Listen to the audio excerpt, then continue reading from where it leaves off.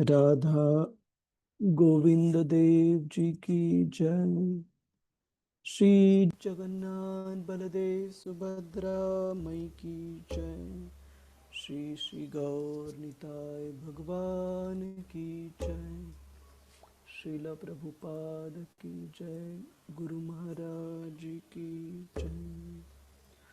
जय राधा माधव कुंज बिहारी।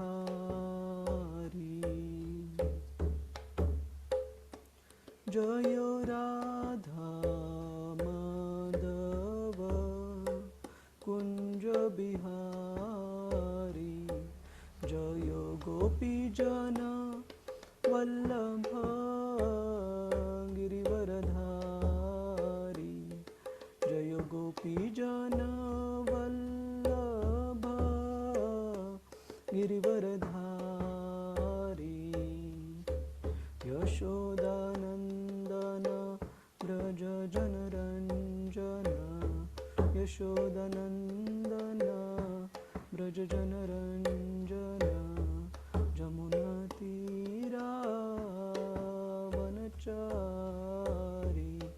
जमुनातीरावनचारी। जय राधा माधव कुंज बिहारी। जय राधा माधव कुंज बिहारी। श्री कृष्ण चैतन्य प्रभु नित्यानंदा। श्री अद्वैत गदाधर श्रीवासादि गौरभक्तवृंदा। हरे कृष्णा कृष्णा कृष्णा हरे हरे। हरे राम राम राम हरे हरे। हरे कृष्णा कृष्णा कृष्णा हरे हरे।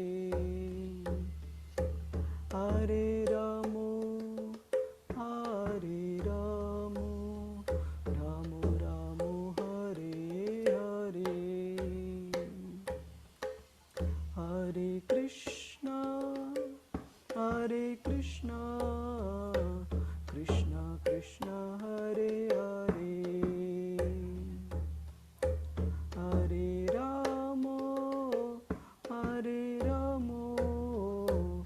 राम राम हरे हरे। हरे कृष्णा कृष्णा कृष्णा हरे हरे। हरे राम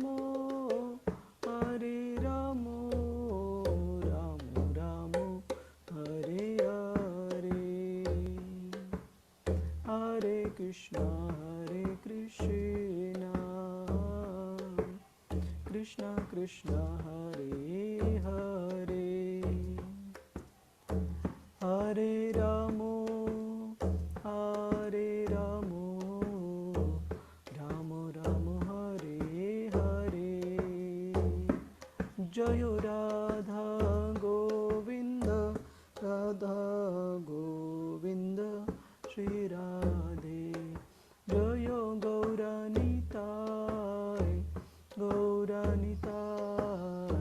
गौरानिताय। जय गौरानिताय। जय जय प्रभुपाद प्रभुपाद प्रभुपाद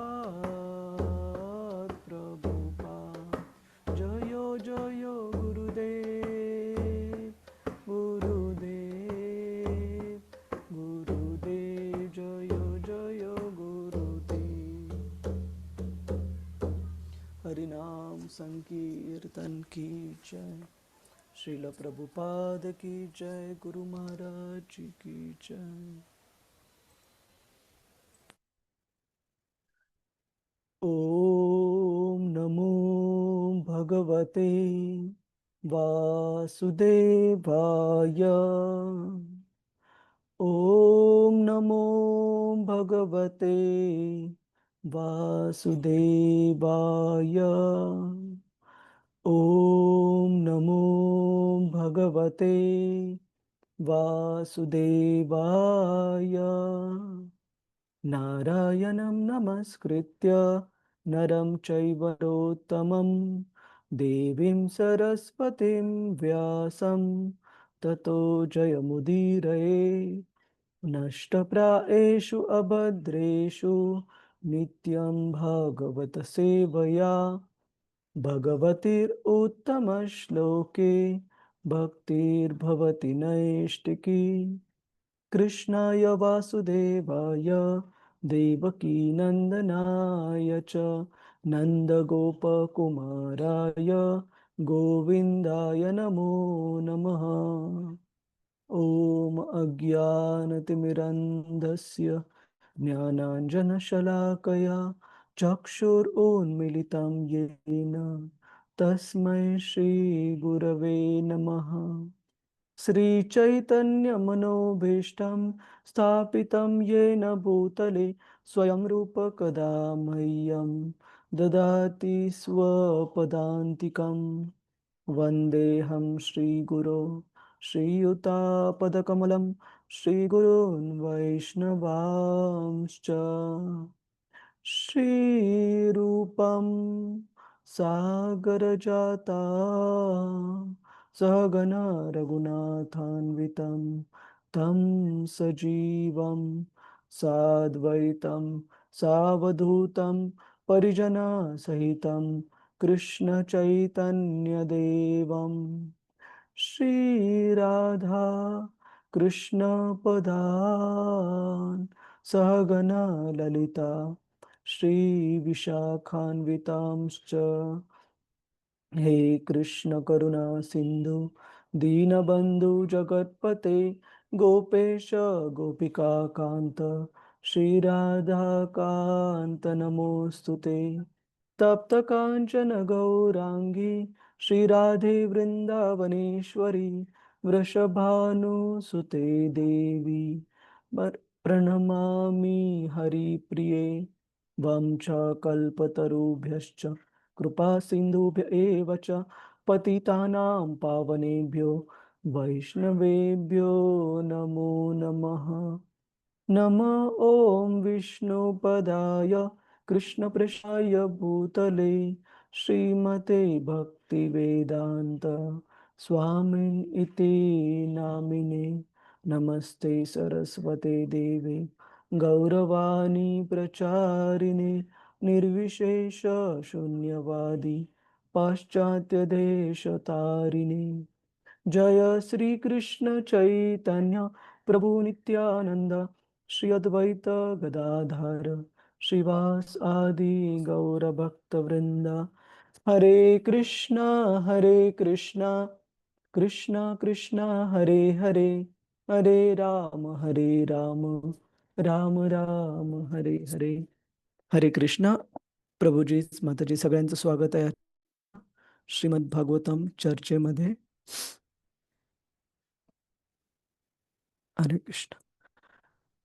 तर काल आपण पाहत होतो की ब्रह्माजींनी नारद मुनींना सांगितल्याप्रमाणे सृष्टीचं निर्माण सृष्टीची निर्मिती ही कशा प्रकारे कोणत्या क्रमाने सृष्टीच्या निर्मितीतले वेगवेगळे घटक कसे तयार होतात। आणि आपण प्रामुख्याने पाहिलं की जे सूक्ष्म घटक आहेत सटल एलिमेंट्स ते पहिल्यांदा तयार होतात आणि जे स्थूल घटक किंवा ग्रॉस एलिमेंट्स आहेत ते नंतर तयार होतात। तर आपण श्लोक क्रमांक 25 पासून सुरुवात करूया। कृपया म्हणण्याचा प्रयत्न करा।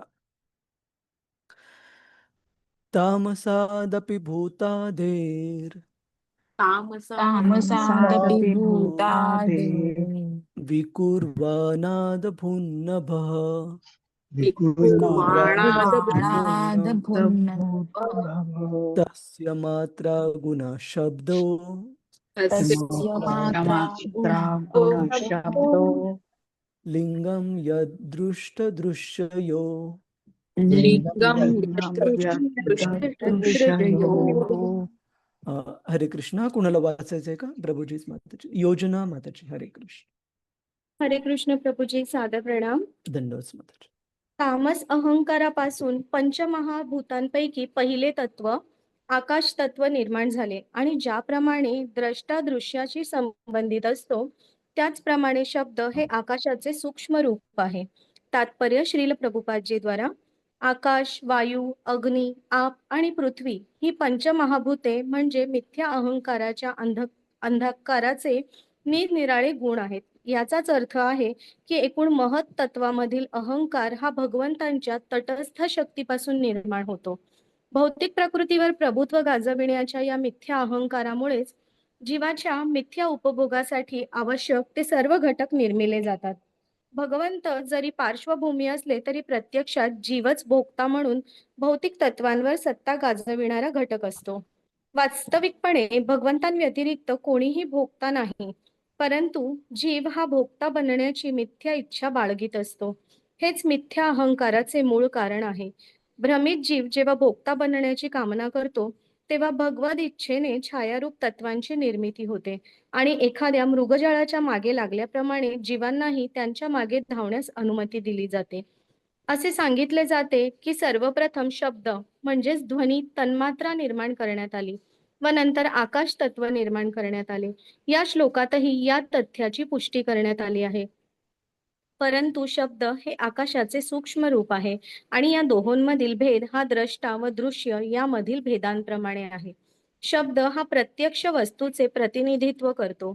उदाहरणार्थ एखाद्या वस्तूविषयी बोलण्याने त्या वस्तूचे वर्णन समजू शकते, म्हणून शब्द किंवा ध्वनी हे वस्तूचे सूक्ष्म लक्षण आहे.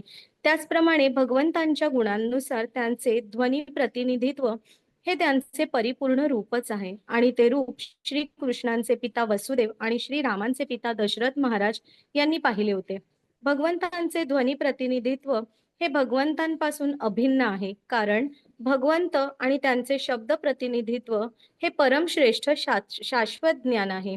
श्री चैतन्य महाप्रभूंनी आपल्याला शिकवले आहे की भगवंतांचे ध्वनी प्रतिनिधित्व अर्थात पवित्र भगवन नामामध्ये त्यांच्या सर्व शक्ती एकवटलेल्या आहेत.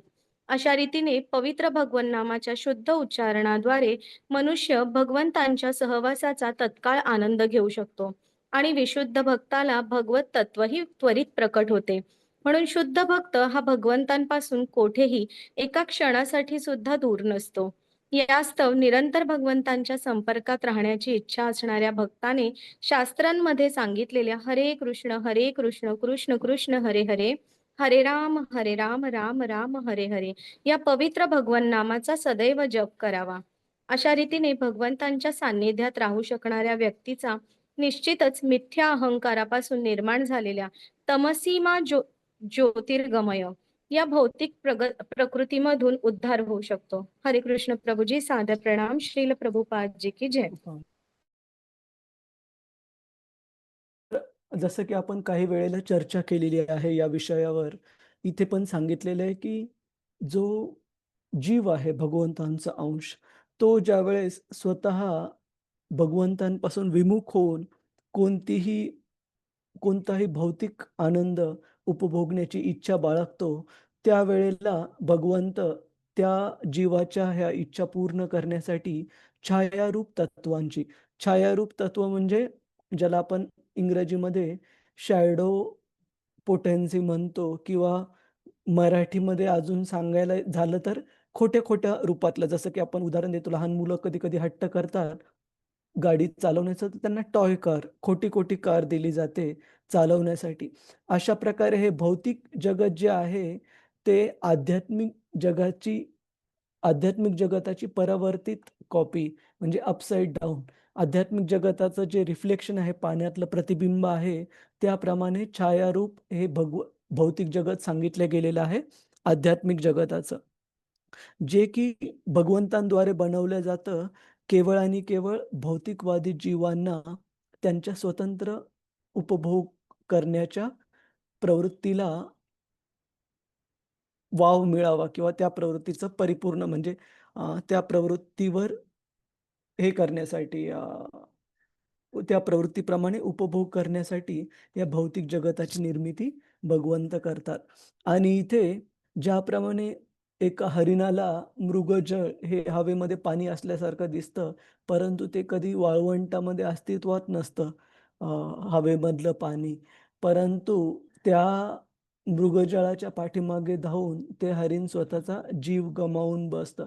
त्याच प्रकारे ह्या भौतिक जगातला जीव हा पण मायाशक्तीच्या पाठीमागे लागून आणि त्या उपभोग प्राप्त करण्याचा प्रयत्न करून स्वतःला अधिकाधिक जी पतित अवस्था आहे त्यामध्ये अ, त्यामध्ये लवतो. एक आपण श्लोक पाहू चैतन्य चरितामृतला. चैतन्य चरितामृतमध्ये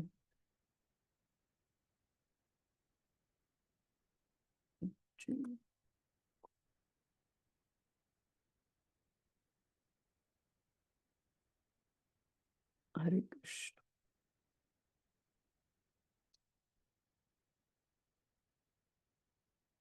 लिंक उघडत नाहीये.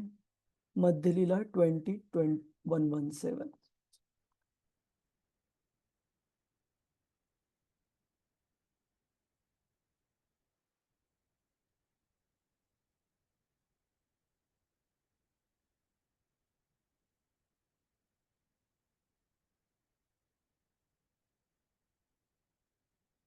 तर माया ह्या भौतिक जगामध्ये कशा प्रकारे कार्य करते हे चैतन्य चरितामृतमध्ये खूप छान समजावून सांगितलेलं आहे. कृपया आपण सर्वांनी म्हणण्याचा प्रयत्न करा. कृष्ण भुलीसे जीव अनादि बहिर नाही नाही हे नाही, एक मिनिट थांबा. कृष्ण भुली जीव भोगवांच्या करे. कृष्ण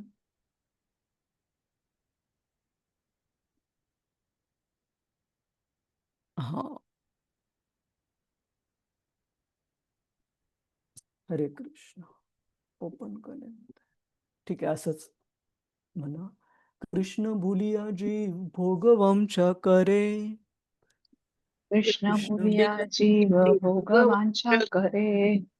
पसते माया तारे झपटिया धरे.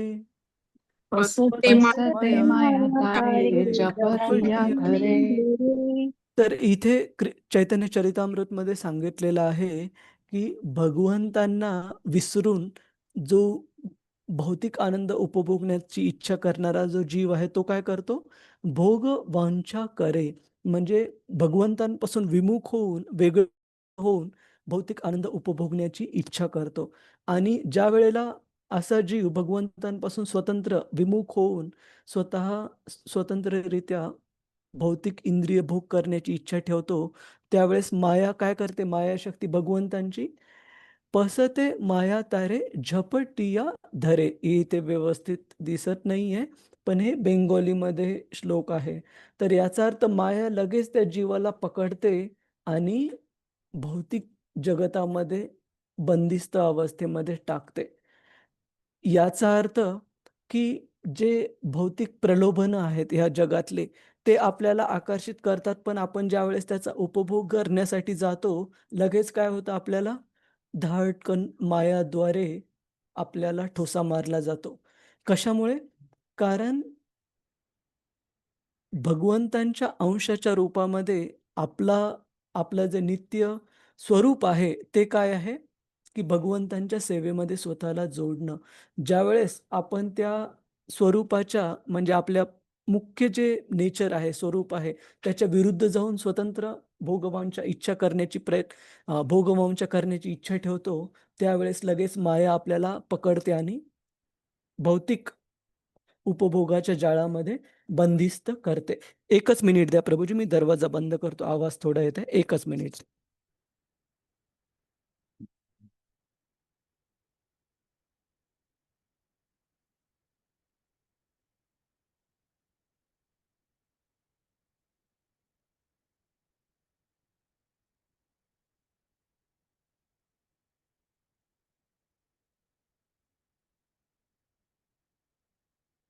तर त्यामुळे जी आपली जे आपलं नैसर्गिक स्वरूप आहे ते काय आहे?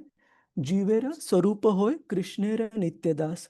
तर आनंद उपभोगणं हे चुकीचं नाहीये का? कारण जीवाचा तो मूलभूत स्वभाव आहे. आपल्यापैकी प्रत्येकजण असा कुणी आहे का या ग्रुपमध्ये प्रभूजी माताजी ज्याला की स्वतः आनंदी राहावं असं वाटत नाही? तर आनंदी राहावं वाटणं हे चुकीचं नाहीये. परंतु कशाप्रकारे तो आनंद आपण प्राप्त करत आहोत? भगवंतांच्या योजनांशी, विचारांशी अलाइन होऊन, एकरूप होऊन प्राप्त होणारा आनंद भगवंतांच्या सेवेत राहून, तो आनंद खरा आनंद आहे.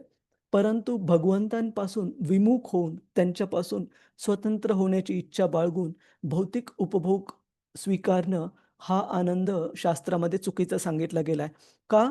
कारण भगवद्गीतेनुसार जर पाहायला गेलं, तर आपण तो श्लोक पाहतो, "भोक्तारं यज्ञतपसां सर्वलोक महेश्वरम." 529 बरोबर आहे का? हां. भोक्तारं यज्ञतपसां सर्वलोक महेश्वरम. सुहृदं सर्वभूतानां ज्ञात्वा मां शांतिमृच्छति. भगवद्गीतेत सांगितलंय की ज्यावेळेस आपण भगवंतांना सर्व गोष्टींचा, ह्या जगातल्या सर्व गोष्टींचा भोक्ता म्हणून स्वीकारतो, की खरे आनंद कुणासाठी बनलेला आहे या भौतिक जगातल्या प्रत्येक गोष्टीचा? भगवंतांसाठी. आणि हेच भगवंत आपल्या सर्व त्यागांचे आणि आपल्या सर्व तपस्यांचे पण आनंद उपभोक्ता आहेत आणि सर्व लोक महेश्वरम आणि पूर्ण भौतिक आणि आध्यात्मिक जगाचे नियंत्रक आहेत. आणि भगवद्गीता सांगते, की जो जीव भगवंतांना ह्या रूपामध्ये जाणतो, की भगवंत सर्व काही गोष्टींचे, सर्व प्राणीमात्रांचे, जीवांचे भोक्ता आहेत. आपल्या सर्व त्याग, तपस्यांचे पण भोक्ता आहेत आणि सर्व सृष्टीचे नियंत्रक आहेत. अशा प्रकारे ज्यावेळेस आपण भगवंतांना जाणतो, केवळ तोच मनुष्य भगवद्गीतेनुसार शांती प्राप्त करू शकतो. खरा आनंद, समाधान प्राप्त करू शकतो. परंतु जो भगवंतांपासून विमुख होऊन भौतिक आनंद उपभोगण्याचा स्वतंत्रपणे प्रयत्न करतो, शास्त्र सांगते की काय होतो तो? बंदिस्त अवस्थेमध्ये जातो मायाद्वारे.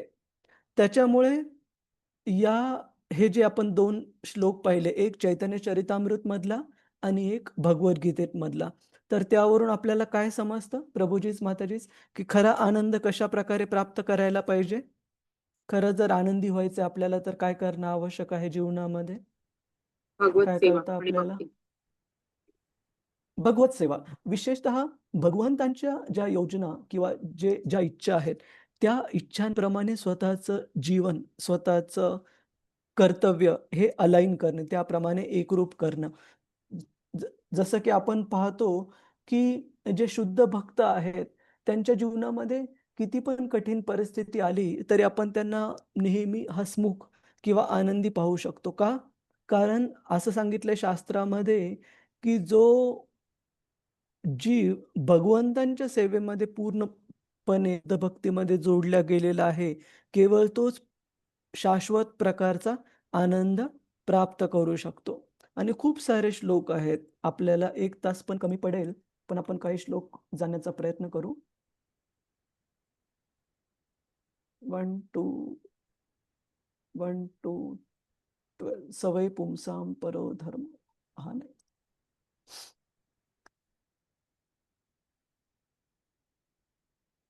1 to 6 या श्लोकामध्ये पण सांगितलेलं आहे. कृपया आपण सर्वांनी म्हणण्याचा प्रयत्न करा. सवै पुंसां परो धर्मो वे वैभव पुंसां परो धर्मो यतो भक्तिर् अधोक्षजे यतो भक्तिर् अधोक्षजे भक्तिरधोक्षजे अहैतुकी अप्रतिहता अहेतुकी अहेतुकी प्रतिहता अप्रतिहता ययात्मा सुप्रसीदति. यया ययात्मा प्रसिद्धती. सुप्रसिद्धती. तर भागवताच्या एकदम सुरुवातीच्या भागामध्ये पहिल्या स्कंदातला 2रा अध्याय सूत गोस्वामी सांगतात, की शौनकादी ऋषीमुनींच्या 6 जे प्रश्न विचारलेले आहेत, त्या 6 प्रश्नांच्या उत्तराच्या सुरुवातीलाच सूत गोस्वामी सांगतात, कशा प्रकारे भगवंतांच्या प्रती अहैतुकी आणि अप्रतिहता भक्ती. अहैतुकी म्हणजे आपला पर्सनल मोटिव्ह किंवा वैयक्तिक फायद्यासाठी, आनंदासाठी न करता भगवंतांच्या आनंदासाठी केलेली भक्ती, ही अहैतुकी भक्ती म्हटली जाते. आणि अप्रतिहता, अप्रतिहता म्हणजे अनइंटरप्टेड. अनइंटरप्टेड म्हणजे मराठीमध्ये आपण काय म्हणतो त्याला? अखंड विना कोणत्या अखंड, विना कोणत्या व्यत्ययाची अखंड अशी भक्ती हीच केवळ कोणत्याही जीवात्म्याला, कोणत्याही व्यक्तीला सुप्रसिद्धती म्हणजे खऱ्या प्रकारे पूर्णपणे समाधान देऊ शकते, आनंदी बनवू शकते. याशिवाय आपण आणि यासाठी शास्त्रातल्या जस्ट तत्वाची फक्त गरज नाही. आपण स्वतःच्या पण जीवनात पाहू शकतो. आतापर्यंत आपण जन्मापासून किती साऱ्या वेळेला भगवंतांपासून स्वतंत्र होऊन आनंद उपभोगण्याचा प्रयत्न केलाय आणि किती साऱ्या वेळेला आपल्या पदरामध्ये काय पडलेलं आहे? फ्रस्ट्रेशन किंवा निराशा. तर ह्या निराशेचं कारण शास्त्र सांगतं, की ज्यावेळेस आपण भगवंतांच्या इच्छा, योजनांच्या विमुख होऊन भगवंतांपासून दूर जाऊन आनंद उपभोगण्याचा प्रयत्न करतो, त्यावेळेस आपल्या पदरामध्ये निराशाच पडणार. परंतु खरा आनंद जर आपल्याला प्राप्त करायचा श्रीमद भागवतात सांगितल्याप्रमाणे, तर आपल्याला भगवंतांच्या अहैतुकी आणि अप्रतिहता भक्तीमध्ये जोडणं खूप खूप आवश्यक आहे. आणि कशाप्रकारे जोडू शकतो आपण स्वतःला भगवंतांच्या भक्तीमध्ये, हे पण शास्त्रामध्ये सांगितलंय, की आपण या भौतिक जगतामध्ये पाहतो, की कोणताही शब्द आणि ती वस्तू हे एक नाहीये. उदाहरणार्थ मला जर तहान लागलेली आहे आणि मी जर फक्त पाणी, पाणी असं जर म्हणत राहिलो, तर घसा कोरडा पडेल, परंतु तहान काही भागणार नाही. का? कारण ती तहान भागण्यासाठी प्रत्यक्षात पाणी पिणं आवश्यक आहे. केवळ पाणी, पाणी ह्या शब्दांचा उच्चार केल्याने तहान शमणार नाही. परंतु भगवंतांच्या बाबतीमध्ये तसं नाहीये. भगवंतांच्या बाबतीमध्ये भगवंत स्वतः आणि त्यांचं जे नाम आहे, त्यांचं जे हरिनाम, नाव आहे, या दोन्हीमध्ये फरक नाही आहे. आपण याच्याबद्दल पण एक खूप छान श्लोक पाहण्याचा प्रयत्न करू.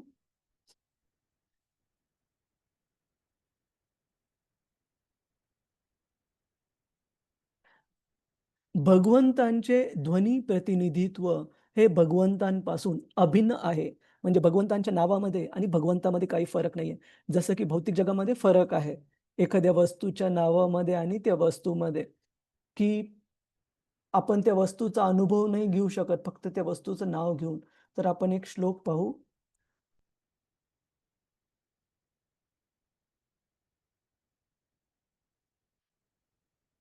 न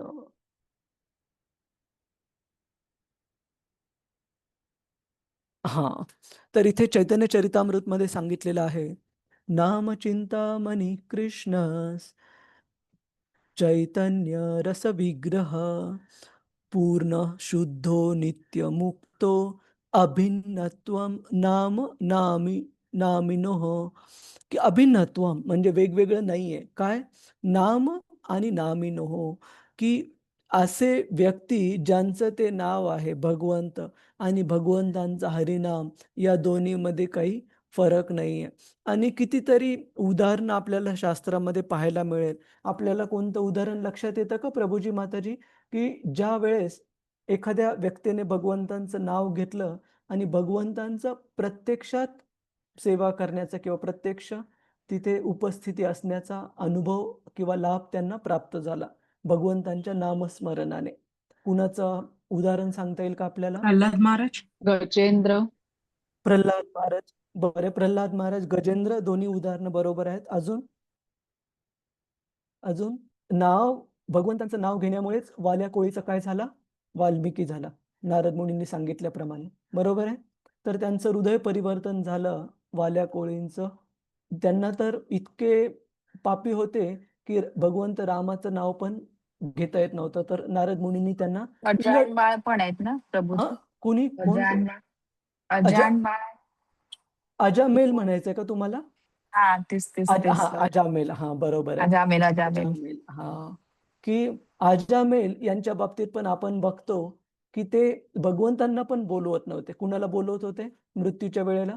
स्वतःच्या लहान मुलाला, त्यांच्या आसक्तीमुळे.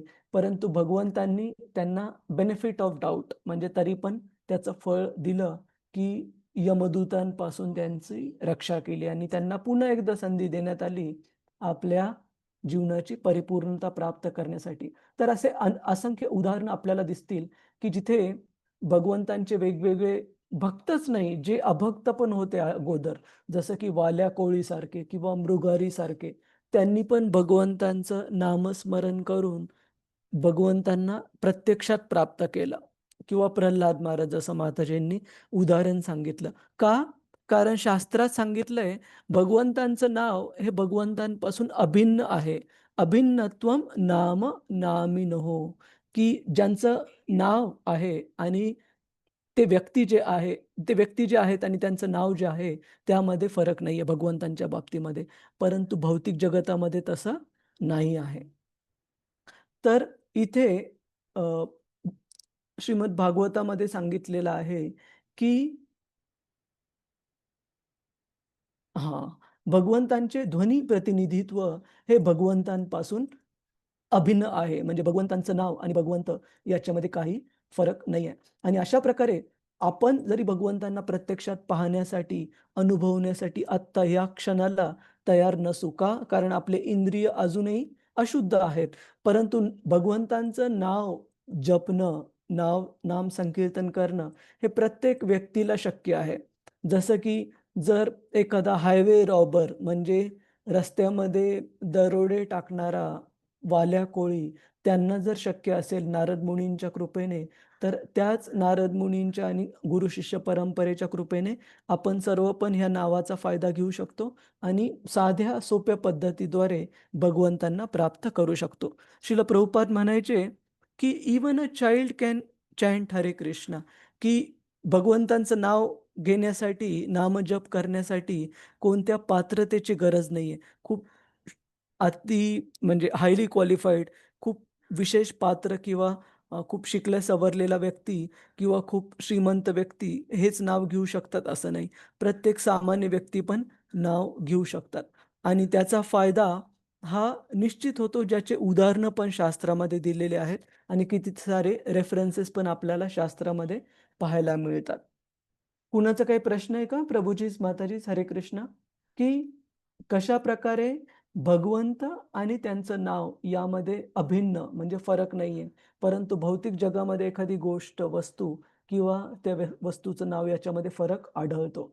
आणि ह्याच तत्त्वाचं पालन करून सामान्यातला सामान्य मनुष्य पण भक्तीमध्ये प्रगती करू शकतो, भगवंतांचं नियमितपणे नामस्मरण करून. आणि श्रील प्रभुपादजी तात्पर्याच्या शेवटी सांगतात, की जर आपल्याला निरंतर भगवंतांच्या संपर्कात राहायचंय 24/7, तर अशा व्यक्तीने काय करायला पाहिजे?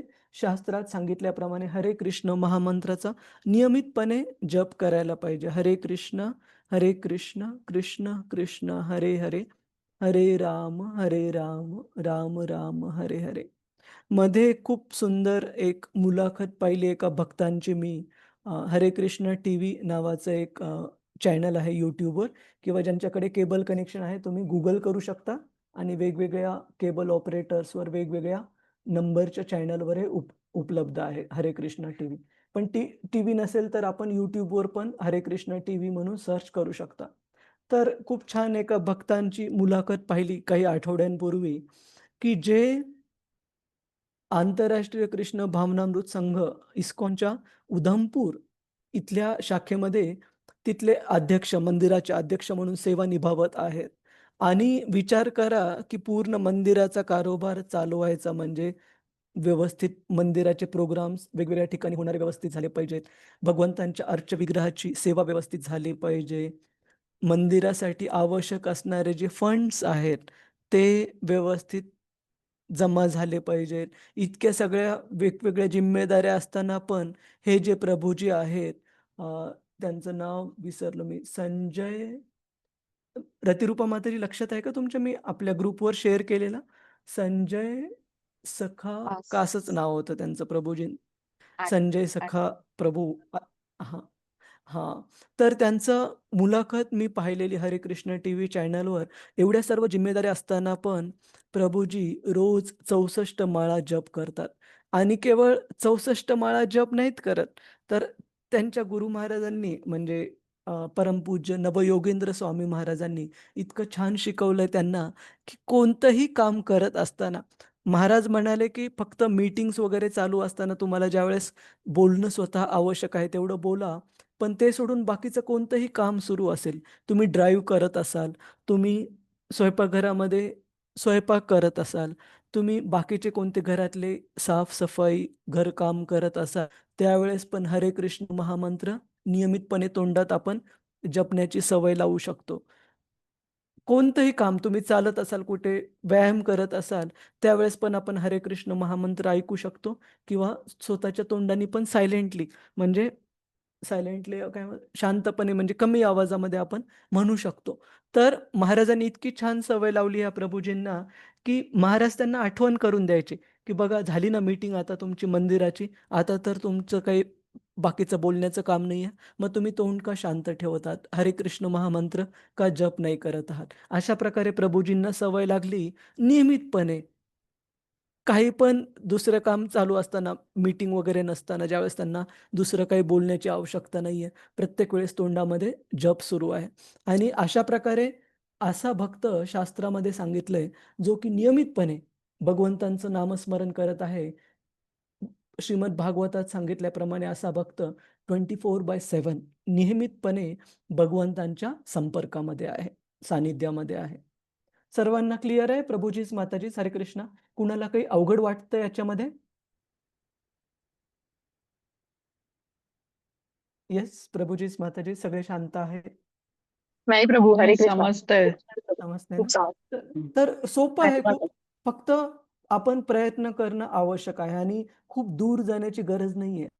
त्याला जर येशू ख्रिस्ताने खूप छान वाक्य सांगितलं, "you seek and you shall get." याचा अर्थ आहे, की आपल्याला जर कोणती गोष्ट प्राप्त करायची असेल, तर जसं मराठीत आपण म्हणतो, "इच्छा तेथे मार्ग." की इच्छा आधी सगळ्यात अगोदर प्रबळ इच्छा ठेवणं आवश्यक आहे, भगवंतांची शुद्ध भक्ती प्राप्त करण्याची. जर ती इच्छाच ठेवली नाही, तर भगवंत कसे देऊ शकणार प्रभुजीज, माताजीज? तर सर्वात अगोदर इच्छा ठेवणं आवश्यक आहे आणि त्या इच्छेवर ॲक्शन घेणं म्हणजे अंमलात आणणं आवश्यक आहे. आणि निश्चितच जर वाल्या कोळी वाल्मिकी बनू शकतो, तर आपणही प्रयत्न करू शकतो आणि आपल्यालाही गुरु-शिष्य परंपरेची कृपा तेवढीच उपलब्ध आहे, जेवढी वाल्मिकी ऋषींना ते वाल्या कोळी असताना उपलब्ध होती किंवा जेव्हा मृगारी जे की एक खूप दुष्ट असे शिकारी होते, त्यांना जी कृपा उपलब्ध होती, ती आत्ताही आपल्याला उपलब्ध आहे, जर आपण त्याचा फायदा घेण्याचं ठरवलं तर. क्लिअर आहे प्रभूजीच, माताजीच? हरे कृष्ण. कुणाचा काही हो प्रश्न आहे हो का? हरे कृष्ण. सर्वांना पटत आहे पण हे सोपं आहे म्हणून?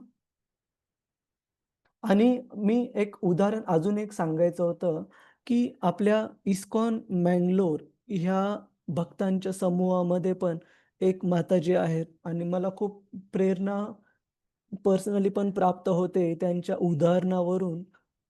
त्यांचं नाव वगैरे घेऊन त्यांना आपल्याला ओशाळल्यासारखं करायचं नाहीये. परंतु मंगलोरमध्ये राहतात आणि तिथल्या एका इंजिनिअरिंग कॉलेजमध्ये त्या जॉब करतात. मला वाटतं ट्रेनिंग आणि प्लेसमेंट ऑफिसर म्हणून जॉब करतात त्या. तर ज्यावेळेस त्यांना हरे कृष्ण महामंत्राच्या जपाबद्दल कळालं, त्यावेळेस त्या हळू जप करू लागल्या आणि इतकी छान आवड निर्माण झाली, की त्यांना वाटू लागलं, की 16 माळा हे काहीच नाहीयेत. अजून आपण वाढवायला पाहिजे. मग अजून त्यांनी वाढवलं आणि त्यांना पाहून, त्यांच्याकडून प्रेरणा घेऊन त्यांची आई आणि त्यांची मुलगी जी की काही वर्षांपूर्वी 12वी झाली, म्हणजे आत्ता कदाचित मुलीचं वय अराउंड 20-21 असं असायला पाहिजे. तर माताजी स्वतः 64 माळा करतात हरे रोज. कृष्णा प्रभु जी, संजय त्यांची व्यास आई दास। प्रभु जी, संजय व्यास दास। संजय व्यास प्रभू. और प्रभु जी, धन्यवाद, वीडियो धन्यवाद वीडियो माताजी. मैंने संजय कॉपी व्यास. किया है, ग्रुप में डाल देती हूँ उनकी मुलाकात। धन हाँ, धन्यवाद माताजी. थैंक एक यू। मुलाकात कृष्ण भक्त के साथ असं खूप यस यस छान. प्रभु जी, अभी अभी डाल दी। धन्यवाद माताजी. खूप छान मुलाखत आहे. तुम्ही एकदा बघा, त्या YouTubeवर फ्रीमध्ये अवेलेबल आहे आणि तुम्हाला पण प्रेरणा प्राप्त होईल, की कशाप्रकारे असे भक्त जसं संजय व्यास प्रभू, उधमपूरचे अध्यक्ष त्यांचं उदाहरण सांगितलं, किंवा इस्कॉन मँगलोरच्या ह्या ज्या माताजी आहेत, रासपरायण पद्म माताजी, तर जॉब करतात, स्वतःच्या मुलीची जिम्मेदारी स्वतःवर, स्वतःची वयस्कर आई त्यांच्यासोबत राहत आहे, परंतु एवढं सगळं करून पण जप करण्यासाठी 64 माळा जप करतात रोज. आणि मी त्यांना मुलाखत घेतल्यासारखी घेतली, की कशा प्रकारे तुम्हाला वेळ मिळतो, कसं तुम्ही मॅनेज करता 64 माळा जप, आणि खूप छान सांगितलं त्यांनी, की कशाप्रकारे त्यांची दिनचर्या आहे, दिवस कसा सुरू करतात आणि वेळ कसा काढतात, आणि कॉलेजच्या जिम्मेदाऱ्या पण पूर्ण करण्यासाठी कसा वेळ त्यांच्याकडे राहतो. तर सांगण्याचा अर्थ असा, की इच्छा असल्यानंतर भगवंत जरूर मार्ग पण सुचवतात, की कशाप्रकारे आपण ती इच्छा पूर्ण करू शकतो त्यांच्या सेवा भावामध्ये. फक्त इच्छा ही प्रामाणिक असणं आवश्यक आहे.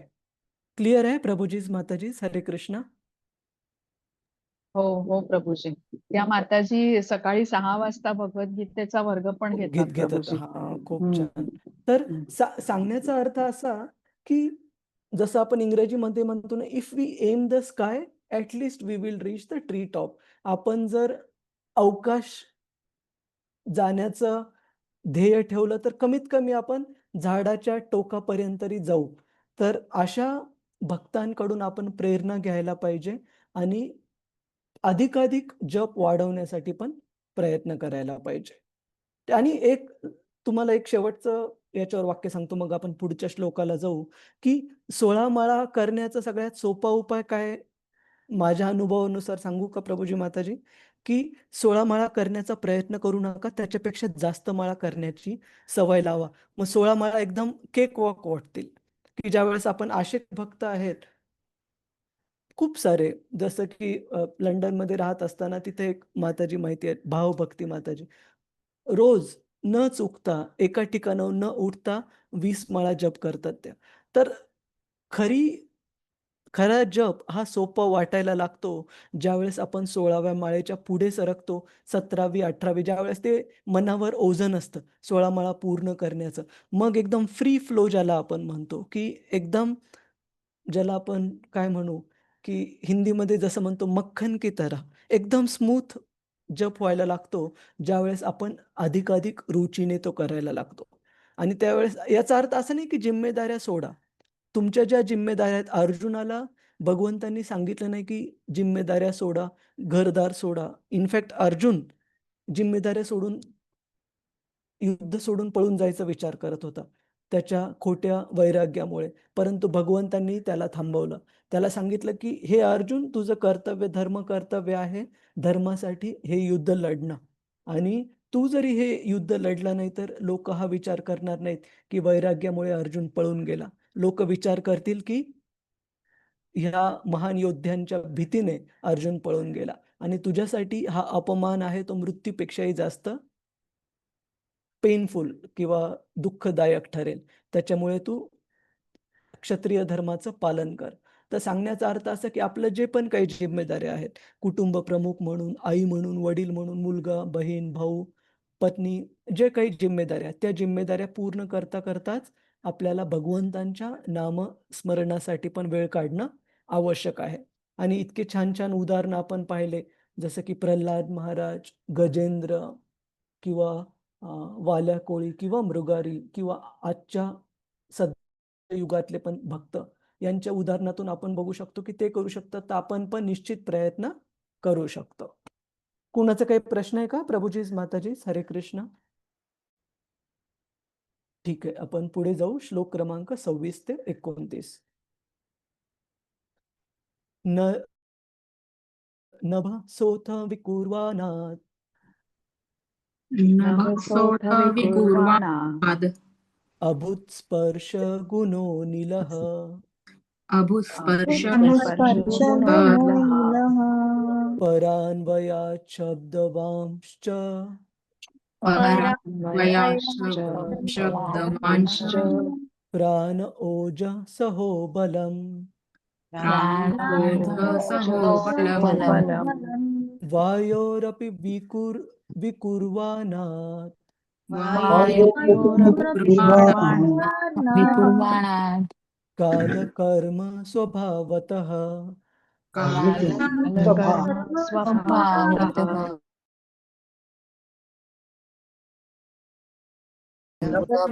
प्राप्यते तेजो वै रूपवत् स्पर्श शब्दवत् स्पर्श शब्दवत् तेजसस्तु विकुर्वाणात्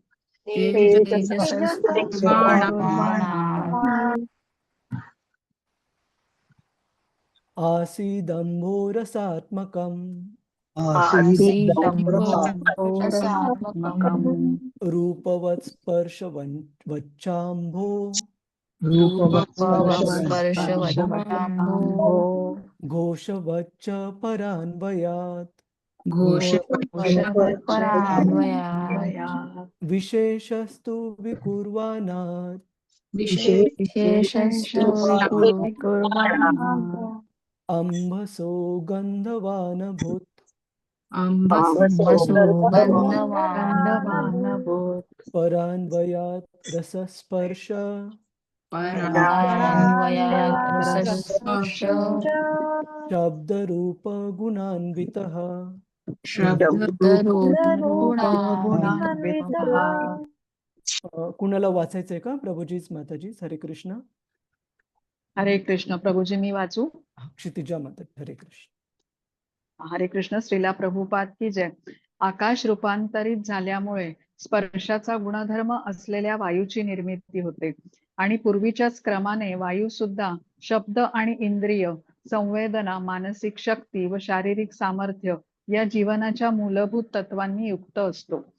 काळ आणि स्वभावाच्या ओघात जेव्हा वायूचे रूपांतर होते तेव्हा स्पर्श आणि शब्दासहित आकार घेत अग्नी निर्माण होतो. अग्नी सुद्धा रूपांतरित झाल्याने रस आणि स्वादाने परिपूर्ण असलेल्या जलाची निर्मिती होते. पूर्वीप्रमाणेच जलामध्येही रूप, स्पर्श आणि शब्दही असतो आणि जल पृथ्वीवरील सर्व प्रकारच्या वैविध्यापासून रूपांतरित झाल्यावर गंधयुक्त होते व पूर्वीप्रमाणेच ते सुद्धा गुणात्मक दृष्ट्या क्रमशः रस, स्पर्श, शब्द आणि रूपाने युक्त असते.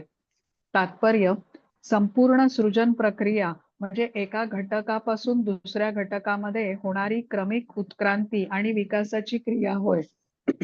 ही प्रक्रिया अनेक प्रकारचे वृक्ष, पर्वत, नद्या, सरीसृप प्राणी, पक्षी, पशु आणि पुष्कळ प्रकारचे मनुष्य प्राणी आदी विविधतेपर्यंत उन्नत होत असते. शब्दापासून स्पर्श, स्पर्शातून रूप आणि नंतर निर्माण झालेली इंद्रिय संवेदना हा गुणधर्मही विकसित होतो. आकाश, वायू, अग्नी, जल आणि पृथ्वीच्या क्रमिक विकासाबरोबरच रस आणि गंधही निर्माण होतो. हे सर्व परस्परांचे कारण आणि परिणाम असतात. परंतु मूळ कारण मात्र स्वतः भगवंतच आहेत. ते महाविष्णू या आपल्या विस्तारित रूपाद्वारे महत्तत्वाच्या कारणोदक सागरात पहुडलेले असतात व त्यांच्यापासूनच उपरोक्त सारी प्रक्रिया उत्पन्न होते म्हणून ब्रह्मसंहितेत भगवान श्रीकृष्णांचे वर्णन सर्व कारण असे करण्यात आले आहे. याची पुष्टीही भगवद्गीतेत 10.8 पुढील प्रमाणे करण्यात आली आहे. अहम सर्वस्य प्रभवो मत्तः सर्वं प्रवर्तते इति मत्वा भजन्ते माम बुधा भाव समन्विताः. इंद्रिय संवेदनेचे गुणधर्म हे पृथ्वीमध्ये पूर्णपणे प्रकट झालेले आहेत आणि इतर तत्वांमध्ये कमी प्रमाणात प्रकट. आकाशामध्ये केवळ शब्दच आहे, तर वायूमध्ये शब्द आणि स्पर्श आहे. अग्नीमध्ये शब्द, स्पर्श आणि रूप आहे. जलामध्ये शब्द, स्पर्श, रूपाबरोबरच रसही आहे. तथापि पृथ्वीमध्ये उपरोक्त गुणधर्मांबरोबर गंधही असतो. म्हणून वायू या आधारभूत तत्वापासून मूलतः सुरू झालेल्या जीवनाच्या विविधतेचे परिपूर्ण प्रकटीकरण हे पृथ्वीवर होते. पृथ्वी तत्वांनी बनलेले प्राणीमात्रांचे शरीर व्याधीग्रस्त होण्याचे कारण म्हणजे त्यामधील वायूचे अव्यवस्थित संचलन होय. वायूच्या विशेष प्रकारच्या अव्यवस्थित संचलनामुळे मानसिक व्याधी निर्माण होतात. म्हणून योगाभ्यास हा शरीरातील वायूचे संतुलन राखण्यासाठी खास करून उपयुक्त असतो. योगाभ्यासाद्वारे शरीरातील व्याधी जवळजवळ नाहीशा होतात. योगासने योग्य रीतीने केल्यास आयुर्मर्यादा वृद्धिंगत होते आणि अशा आसनांद्वारे मृत्यूवरही नियंत्रण करण्यात येते. एक परिपूर्ण योगी मृत्यूवर पूर्णपणे नियंत्रण मिळवू शकतो व एखाद्या योग्य ग्रहलोकावर जाण्या इतपत सक्षम झाल्यावर योग्य त्याच वेळी शरीराचा त्याग करू शकतो. तथापि भक्तियोगी आपल्या भक्तिपूर्ण सेवेच्या सामर्थ्याने सर्व प्रकारच्या योग्यांच्याही पलीकडे जातो. प्राकृत आकाशाच्या पलीकडे असणाऱ्या स्तराप्रत उन्नती होते व सर्व नियंत्रक भगवंतांच्या परम इच्छेने त्याला आध्यात्मिक विश्वातील एखाद्या ग्रहलोकामध्ये स्थान दिले जाते. हरे कृष्ण. श्रीला प्रभुपाद की जय. हरे कृष्ण. धन्यवाद माताजी. तर इथे सांगितलेलं आहे, आपण पुन्हा एकदा त्या चार्टवर जाऊ. 2.5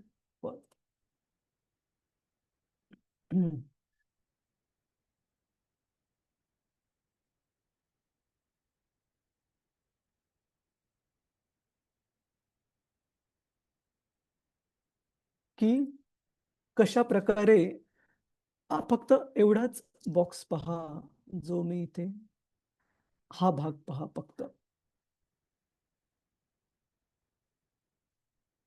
हा जो हायलाइट केलेला आहे. तर इथे सांगितलेलं आहे की सर्वात अगोदर ध्वनी याची निर्मिती होते आणि ध्वनीपासून आकाश यांची निर्मिती होते. आणि आकाशामध्ये ध्वनी लहरी ह्या सापडतात आणि त्या आकाशापासून पुढे स्पर्श ह्या सेन्स म्हणजे इंद्रियांची निर्मिती होते आणि त्या स्पर्श पासून हवेची, आणि या हवेमध्ये स्पर्श आणि आवाज हे दोन्ही पाहायला मिळतात. परंतु त्या हवेपासून जो फॉर्म आहे, फॉर्म म्हणजे एखादं रूप, आणि त्या रूपापासून जे रूप हे आपल्या इंद्रियांचं हे आहे, इंद्रिय विषय आहे. आणि त्यापासून अग्नीमध्ये अगोदरचे 3, याचा अर्थ फॉर्म म्हणजे रूप आहे अग्नीला, स्पर्श करून पण आपण जाणू शकतो, पोळतं, किंवा आवाज पण त्याच्यामध्ये, ध्वनी पण त्याच्यामध्ये अस्तित्वात आहे. आणि त्या अग्नीपासून चव, आणि त्या चवीपासून पाणी, आणि पाण्यामध्ये रूप आहे, स्पर्श आहे, चव आहे आणि ध्वनी पण आहे. आणि शेवटी त्या पाण्यापासून वास ह्या इंद्रिय विषयाची, आणि त्याच्यापासून पृथ्वी ह्या पंचमहाभूतातील घटकाची निर्मिती होते. आणि पृथ्वीमध्ये अगोदरचे 4 प्लस गंध म्हणजे वास, हे 5ही आहेत. म्हणजे गंध आहे, पृथ्वीला चव पण आहे, रूप पण आहे, स्पर्श पण आहे आणि ध्वनी पण आहे. ह्या 5ही घटकांची पृथ्वी ह्या मूलभूत घटकामध्ये यांचा समावेश आहे. तर अशा प्रकारे ब्रह्माजी नारद मुनींना सांगतात की कशा प्रकारे जे सूक्ष्म घटक आहेत ते रूपांतरित होतात अधिकाधिक ग्रॉस किंवा स्थूल घटकांमध्ये. आणि एक मिनिट, तर याचा अनुवाद म्हणून नाही, परंतु या चार्ट अनुसार सगळ्यांना क्लिअर आहे का प्रभूजीच माताजीच क्रम, की कोणत्या क्रमाने इंद्रिय विषय आणि जे पंचमहाभूत आहेत त्यांचे वेगवेगळे 5 घटक कशा प्रकारे तयार होतात. कोणाला काही प्रश्न आहे का याच्यावर? हरे कृष्ण. थोडंसं तांत्रिकने म्हणजे टेक्निकल आहे थोडंसं, पण तुम्ही समजून घेण्याचा प्रयत्न करा, जसं आपण काल सांगितलं. म्हणजे प्रभूजी पुढच्या ह्याच्यामध्ये आधीचा पण येतो, हो ना? आधी त्याचा गुणधर्म इन्क्लूड होऊन पुढे जातो असं. करेक्ट. म्हणजे जसं की याच्यामध्ये अवकाशामध्ये ध्वनी आहे आणि हवेमध्ये ध्वनी आहे आणि स्पर्श पण आहे, साऊंड स्पर्श अँड पण आहे. टच. आणि अग्नीमध्ये ध्वनी, स्पर्श आणि फॉर्म रूप पण आहे. आणि पाण्यामध्ये हे 3 प्लस चव पण आहे. आणि पृथ्वीमध्ये हे 4 प्लस गंध, असे 5 आहेत. ठीक आहे प्रभूजीच माताजीच. हरे कृष्ण. सगळे खूप खूप शांत आहेत, मला भीती वाटते सगळे शांत राहिले की. नाही हो प्रभूजी, कळालं? थोडंसं नीट लक्ष देऊन ऐकावं लागतं. हरे खूप कृष्ण. छान समजतंय प्रभू. हरे कृष्ण. ठीक.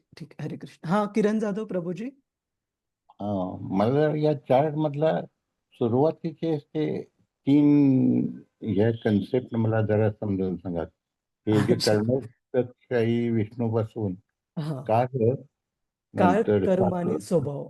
आणि मोडचा प्रधान कर्म, याची संकल्पना जर मला क्लिअर झाल्या नाहीत तशा. चालेल, तो एकदा मी समजून सांगण्याचा प्रयत्न करतो की बरं. कर्णोदक्षाय विष्णू किंवा महाविष्णू, ज्यांच्याबद्दल आपण काल पाहिले की भगवंतांच्या विस्तारित रूपाचे विस्तारित रूप आहेत. Expansion of N expansion of N expansion of Krishna. तर ते Yes. आहेत कर्णोदक्षाय विष्णू. त्यांच्यापासून काळ, कर्म आणि स्वभाव. तर कर्म ही अशी गोष्ट आहे की जीवांनी मागच्या जीवनामध्ये जे काही कार्य केलेले आहेत ते कार्य. नंतर स्वभाव, वेगवेगळ्या जीवांचे स्वभाव, ज्याच्यासाठी आपण उदाहरण पाहिलं की काही काही जीव आहेत जे खूप ईर्ष्याळू आहेत.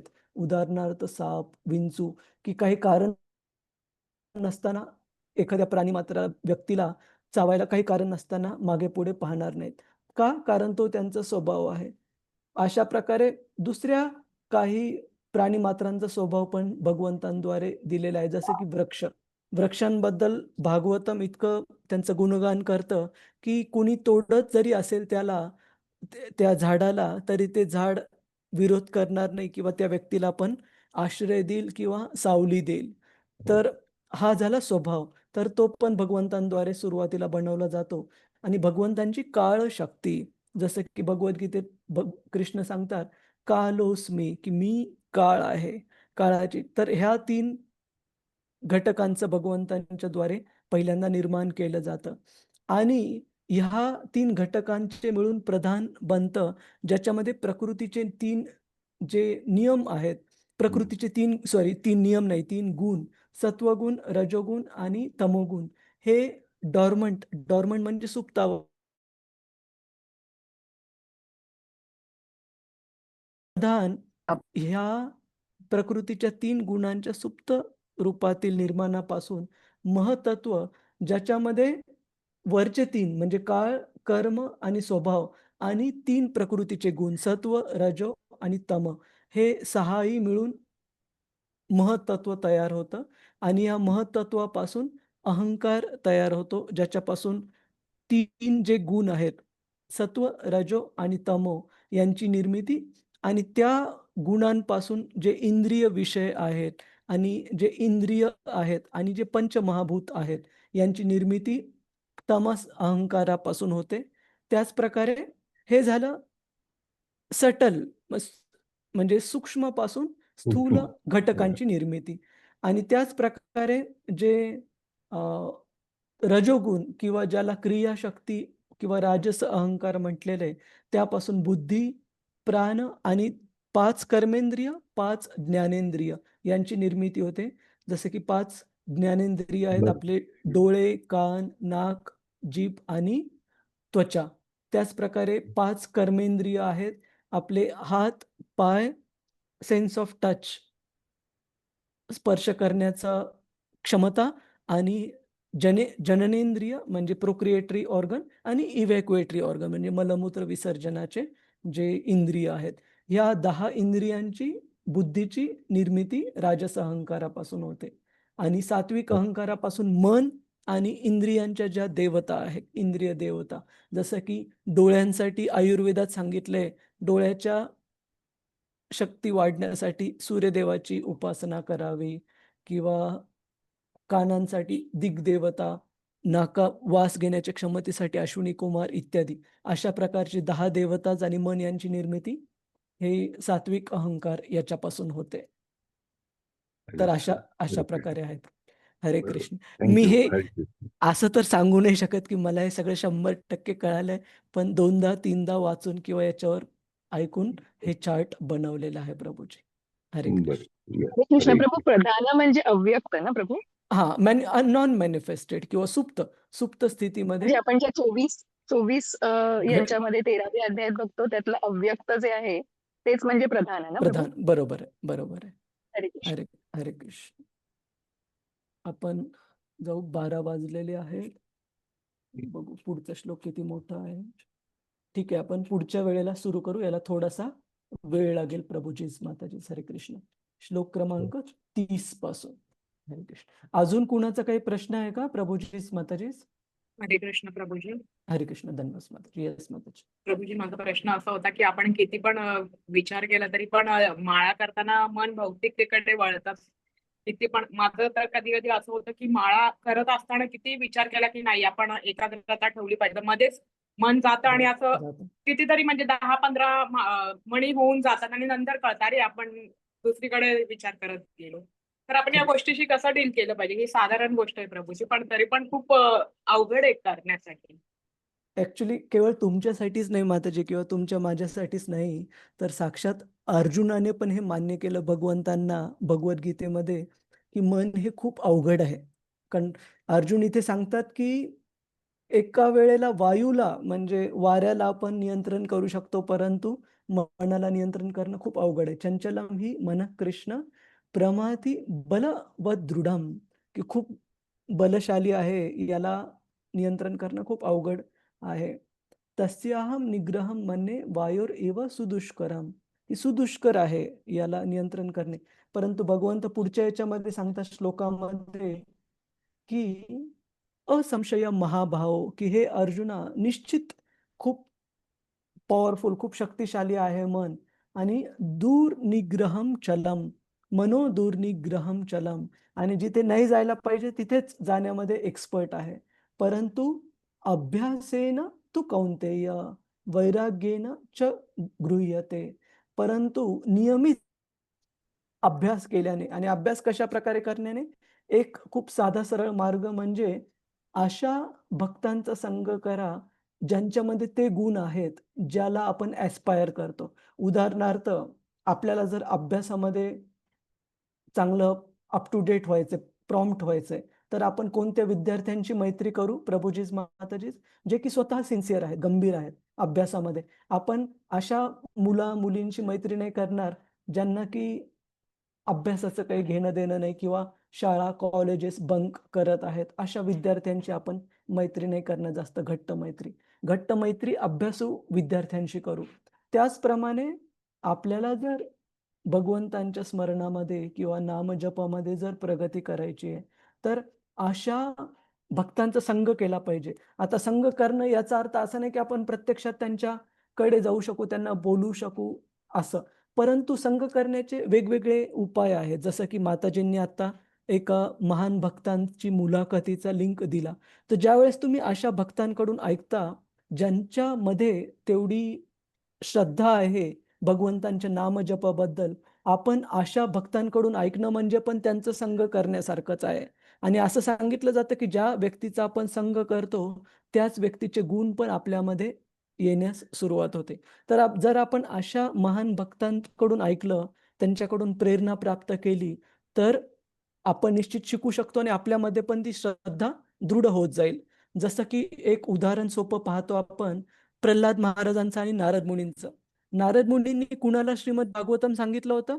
प्रल्हाद महाराजांची जी आई होती कयादू, तिला सांगितलं होतं.